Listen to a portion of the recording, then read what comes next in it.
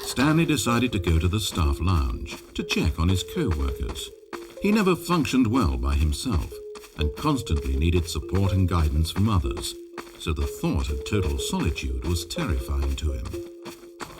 When Stanley came to a set of 2 open doors, this was not the correct way to the employee lounge, and Stanley knew it perfectly well.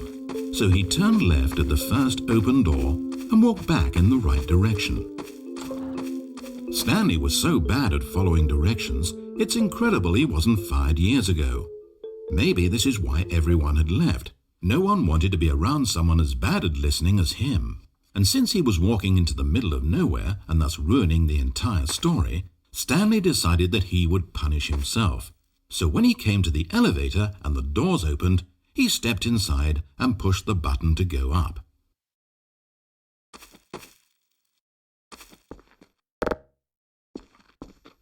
Oh, Stanley.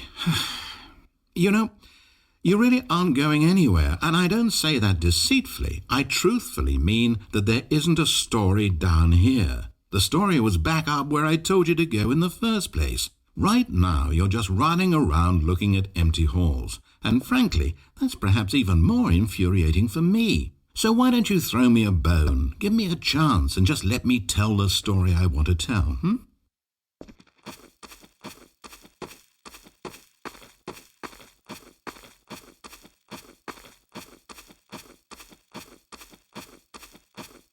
Now listen carefully, this is important. Stanley walked through the red door. Good, good. Now, if you don't mind, there's something I'd like to show you. But to do that, I think it would be best for us to start from the beginning.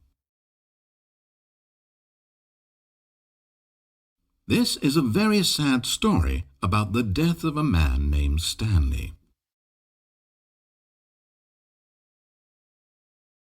Stanley worked for a company in a big building where he was employee number 427.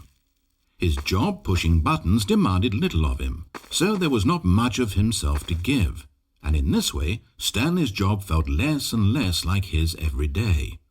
But if buttons need pushing one day, it means they'll need pushing the next and then the next. So without question or judgment, Stanley continued to do what the screen told him. One keystroke flowed into another keystroke, flowed into his ride home, flowed into dinner, flowed into waking up, flowed into going to work, and here he was again. Stanley was typing out a complete sentence that said absolutely nothing at all. If in reality no one ever actually disappeared from the office, and Stanley never got the opportunity to make a decision, to choose which path he wanted to take, would his life still have any meaning? Perhaps when we long for something deeply enough, these hopes and fantasies become so strong in our minds that we truly believe that we're there, controlling that person and living that adventure. To manipulate your own thoughts and emotions might mean freedom from a self-imposed prison, but these delusions can be fatal to those who can't tell the difference. And so, Stanley asked, if that door never opened, if I'll never be able to walk away from those people and from these buttons, is this life still worth experiencing? Am I actually happy? Stanley answered this question by pushing a button. Then he pushed a button, and then he pushed a button. Then he pushed a button. Then he pushed a button.